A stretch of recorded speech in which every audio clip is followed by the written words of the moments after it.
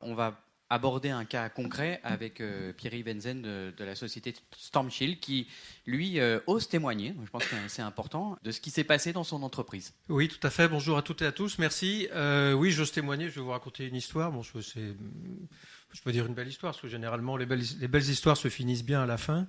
Pour illustrer ce qui s'est passé chez nous, l'histoire remonte à juillet 2013. Donc il faut réaliser que ça remonte à 3 ans. Il y a 3 ans, on ne parlait pas des problématiques de fraude au président comme on en parle aujourd'hui. Moi-même, qui suis pourtant un peu sensibilisé à ces choses-là, et notamment en évoluant dans une société qui fait des produits de sécurité informatique, c'est vrai que j'étais pas très à l'écoute de ces choses-là. En fait, donc la chose se passe au mois de juillet 2013, à l'époque où la société avait été cédée à un groupe français qui fait des avions, et au moment donc où il y avait un nouveau président dans la société qui avait été nommé un mois auparavant.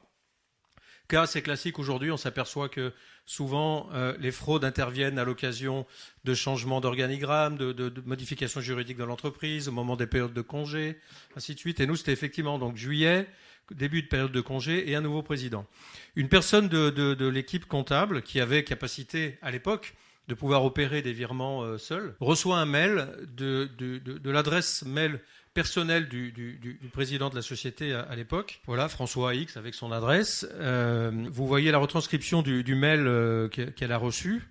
Donc elle s'appelle Anne, elle reçoit un mail tout à fait classique avec une petite formule de politesse, j'espère que vous allez bien. Et François lui explique dans ce mail qu'il y a une opération de croissance externe qui est menée en Asie et que dans ce cadre-là, il va falloir réaliser dès aujourd'hui un virement de 300 000 € en dépôt de garantie vers une banque asiatique. C'est une opération très importante et très confidentielle parce qu'il s'agit d'une entreprise cotée, évidemment. Et donc François lui explique qu'il s'adresse à elle et uniquement qu'à elle et il ne faut pas qu'elle en parle. C'est extrêmement confidentiel. Il faut vraiment qu'elle fasse l'opération aujourd'hui et qu'elle n'en parle pas à Pierre-Yves. Pierre-Yves, c'est moi. Et qu'elle va recevoir dans la matinée un mail de notre cabinet d'avocats avec un nom anglo-saxon très ronflant qui lui indiquera les éléments nécessaires pour pouvoir opérer le virement. Voilà, et le mail se termine ainsi.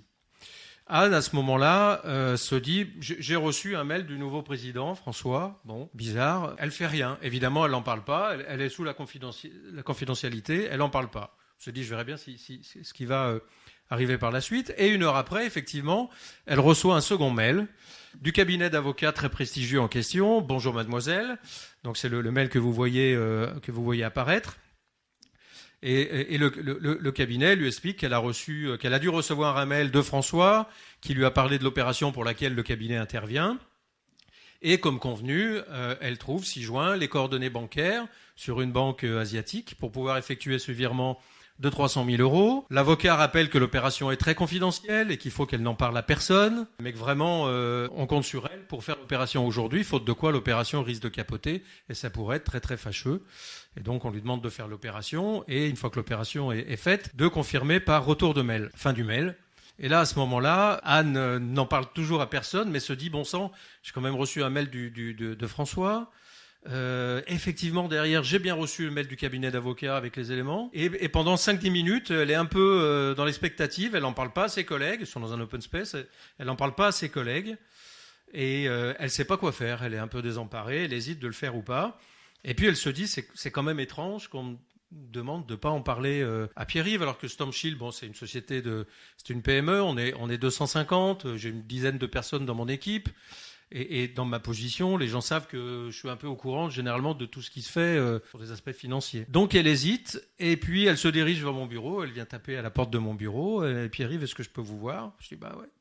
Elle referme la porte derrière. Et là, c'est vrai que je me dis, bon, elle va m'annoncer une démission ou autre chose, ou un événement heureux. Je me dis ça, mais ça fait rire, mais on m'a traité de sexisme en disant que voilà, il m'a traversé l'esprit, elle était en couple, c'est une jeune femme, et il m'a traversé l'esprit qu'elle pouvait m'annoncer qu'elle soit enceinte, ce qui aurait été une très bonne nouvelle. C'est vrai, ça m'a traversé l'esprit, donc je le dis, voilà. Et elle me dit, ben voilà, je viens vous voir parce que j'ai reçu un mail de François. Donc, elle me dit pas, j'ai reçu un mail de quelqu'un, elle me dit, j'ai reçu un mail de François. Oui, pardon. Elle me dit auparavant, oui, il faut que je vous dise quelque chose, mais il faut pas le répéter. Vous ne me dites pas que je vous en ai parlé. Je dis, ok, tu peux me le dire, j'en parlerai pas.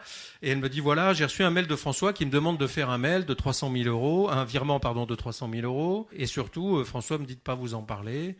Et j'ai trouvé ça quand même étrange, donc je vous en parle. Ce à quoi je lui ai dit, c'est une bonne idée de m'en parler. montre-moi ce mail. Elle me montre ce mail. J'ai assez vite compris que c'était pas plausible. Le mail était bien rédigé, mais le mode opératoire n'était pas du tout adapté.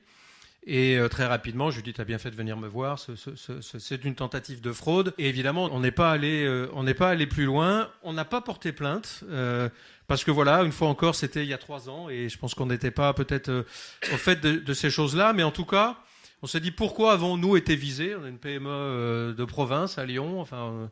Pourquoi avons-nous été visés? Ça, c'est un mystère. Je ne le saurai jamais. Peut-être ce changement d'organigramme, effectivement. Toujours est-il que donc on a mis des choses en place. Évidemment, on a communiqué largement au sein de la société, pas simplement au niveau de l'équipe comptable. On a communiqué largement pour expliquer ce qui pouvait arriver et que des choses similaires pouvaient peut-être aussi arriver sous d'autres formes dans d'autres services, peut-être au niveau du service RH avec des fausses candidatures, tout un tas de choses étranges. Et puis surtout, on a beaucoup sensibilisé. Je les abreuve depuis toujours maintenant de tous les articles de presse que l'on voit apparaître en la matière. Je les ai envoyés en formation sur le sujet. Et puis évidemment, on a mis des process en place pour pouvoir changer la façon dont on opérait nos virements. C'est-à-dire qu'on a mis des systèmes avec une double authentification, avec des allers-retours de mots de passe dans tous les sens, ce qui est parfois un peu contraignant. D'ailleurs, je suis moi-même souvent le premier à râler parce que faut avoir son petit truc, envoyer un mot de passe, ça nous renvoie un mot de passe, faut le retaper. Mais en tout cas, voilà, on a mis cette double authentification pour opérer nos virements. Toujours est-il qu'on a eu 2 autres tentatives par la suite, dont une encore la semaine dernière, voilà, je vous en parlais, en anglais cette fois, donc je me suis aussi aperçu que c'était bidon, puisque même si on pratique pas mal l'anglais dans le logiciel, en tout cas entre nous et entre Français, on s'écrit en français. Donc je me suis aperçu que c'était bidon. Et ce qu'on voit, ce qui est important dans cette affaire, c'est que tout repose sur l'humain. C'est-à-dire que Anne, à ce moment-là, elle a hésité quelques secondes. Elle aurait pu basculer du mauvais côté et opérer le virement. Elle l'a pas fait, donc vraiment ça a joué à une dizaine de secondes.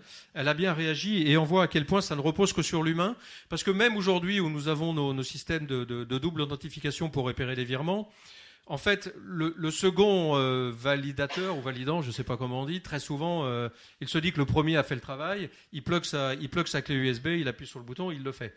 Donc c'est pour ça que généralement je fais en sorte d'être le deuxième validateur et que le premier soit une personne dans l'équipe comptable. Voilà, qui va valider le premier virement, sachant que ce n'est pas cette personne non plus qui va saisir le virement, et ce n'est pas non plus cette personne qui va agir sur les RIB dans les comptes fournisseurs. Donc on a essayé vraiment de faire une ségrégation des fonctions pour limiter au maximum les risques. Et je fais en sorte que le président de la société ne soit pas celui qui valide, parce que je sais qu'il va valider sans trop regarder les RIB, sans regarder s'il y a bien le petit FR avant, parce que c'est ce que je regarde en premier. C'est ce qui me sécurise un peu plus. Lorsque c'est sur des banques asiatiques, je fais attention. Donc voilà. Donc l'histoire est belle parce qu'elle s'est bien terminée à la fin, mais on voit que ça a tenu à pas grand-chose et que ça ne repose vraiment que sur l'humain et que sur le bon sens et que sur la vigilance. Et le fait qu'on a eu encore 2 autres tentatives derrière, alors que on a une PME lambda parmi les dizaines de milliers qu'il existe en France. Ça montre que personne n'est à l'abri. Et un autre aspect, c'est la confiance aussi. Exactement, c'est la confiance. Dans notre métier, elle est indispensable. Elle est indispensable. Oui, c'est la confiance et la vigilance, ça repose sur ça. Donc les process, c'est bien, mais ce n'est pas suffisant malheureusement. Parce que Anne a osé venir dans votre bureau, taper et dire voilà. Oui, exactement. Elle a osé, et parce qu'on est peut-être dans une petite organisation. On est filiale aujourd'hui, je vous parlais d'un groupe voilà, qui fait des avions, donc c'est le groupe Airbus. Airbus, comme tous les groupes, a subi également des tentatives. Et ce qui se passe souvent, c'est que les gens n'osent pas remonter vers le N+1, vers le N+2, vers le N+3 de l'organisation. Donc il faut vraiment développer ce que les Anglais appellent, les anglo-saxons appellent le speak-up, c'est-à-dire faire en sorte que les gens n'aient pas peur d'aller interpeller le N+3, le N+4, même le DG de la division s'il faut. Et c'est ce qui est aussi développé au sein du groupe. C'est ce qui permet de déjouer des tentatives, parce que je vous assure, il y en a tous les jours. C'est impressionnant, ça n'arrête pas. Briser cet isolement de la personne dans laquelle ils essayent de la mettre. Exactement, briser l'isolement et faire en sorte de mettre en confiance les personnes, leur dire que voilà, qu'elles n'aient pas peur d'aller taper aux portes, et qu'il vaut mieux qu'elles fassent une bêtise, qu'elles ne respectent pas un ordre, parce que quelquefois il peut y avoir une vraie opération confidentielle. Il vaut mieux qu'elles ne respectent pas un ordre, mais qu'elles vérifient la provenance des informations. Merci beaucoup pour ce témoignage.